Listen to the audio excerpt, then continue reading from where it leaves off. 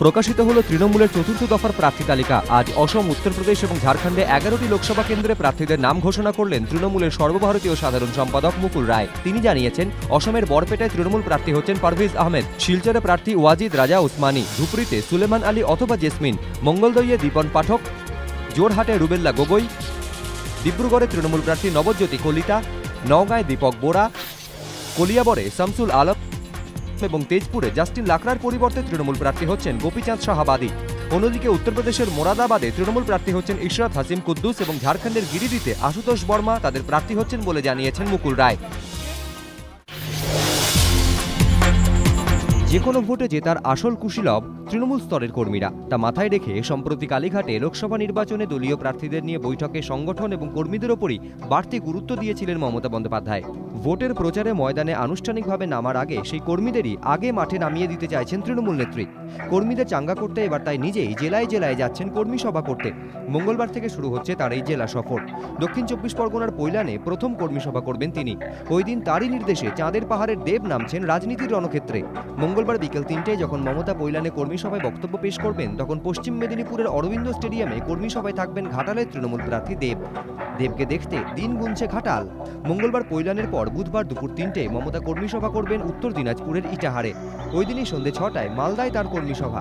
বৃহস্পতিবার তৃণমূল নেত্রীর কর্মী সভা মুর্শিদাবাদের লালবাগে, শুক্রবার নদিয়ার কৃষ্ণনগরে, শনিবার মমতা কর্মী সভা করবেন উত্তর 24 পরগনার মধ্যমগ্রামে। 25 তারিখ কর্মী সভা করতে তিনি যাবেন জলপাইগুড়ি।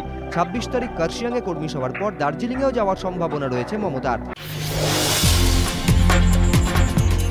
বালুরঘাটে তৃণমূল প্রার্থী অর্পিতা ঘোষের সমর্থনে সোমবার আয়োজিত সাংবাদিক বৈঠকে উপস্থিত ছিলেন বামপন্থী বিদ্বজ্জন অরিন্দম শীল এবং সুবোধ সরকার। আর এ নিয়ে রাজ্য রাজনীতিতে শোরগোল। সুবোধ সরকার এবং অরিন্দম শীলের অবস্থানকে কটাক্ষ করেছেন কৌশিক সেন। পাল্টা মুখ খুলেছেন সুবোধ সরকার। সুবোধ সরকার অরিন্দম শীলের তৃণমূল প্রার্থীর পাশে দাঁড়ানোয় সরব হয়েছেন বোলান গঙ্গোপাধ্যায়ও। শুভা প্রসন্নর দাবি, এক বিশেষ সময়ের সন্ধিক্ষণে তারাই বুঝেছিলেন বিকল্প কি হতে পারে। ট্রাক চালকের মৃত্যু ঘিরে রহস্য, পরিবারের সন্দেহের তীর খালাসির দিকে। কাশীপুর এলাকার 11 নম্বর বিটি রোডের বাসিন্দা শুভ নারায়ণ সিংহ, পেশায় ট্রাক চালক। পরিবারের তরফে জানানো হয়েছে, চলতি মাসের 13 তারিখ ট্রাকে দামি যন্ত্রাংশ নিয়ে অসমের উদ্দেশ্যে রওনা হন শুভ নারায়ণ। কিন্তু তারপর বারবার তার মোবাইলে ফোন করেও যোগাযোগ করতে পারছিলেন না পরিবারের লোকজন। অবশেষে 15 তারিখ নদিয়ার কালীগঞ্জ থানার দেবগ্রাম ফাঁড়ির পুলিশ রাস্তার ধারে একটি ট্রাককে দাঁড়িয়ে থাকতে দেখে সেখানে যায়। এরপরই ট্রাকের ভিতর থেকে হাত মুখ বাঁধা অবস্থায় শুভনারায়ণ সিংহের দেহ এবং আহত অবস্থায় তার খালাসিকে উদ্ধার করে।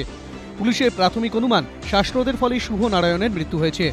মৃত ট্রাক চালকের পরিবারের দাবি, খালাসি জেরায় এক একবার এক এক কথা বলছেন, তাই সন্দেহের তীর তার দিকেই।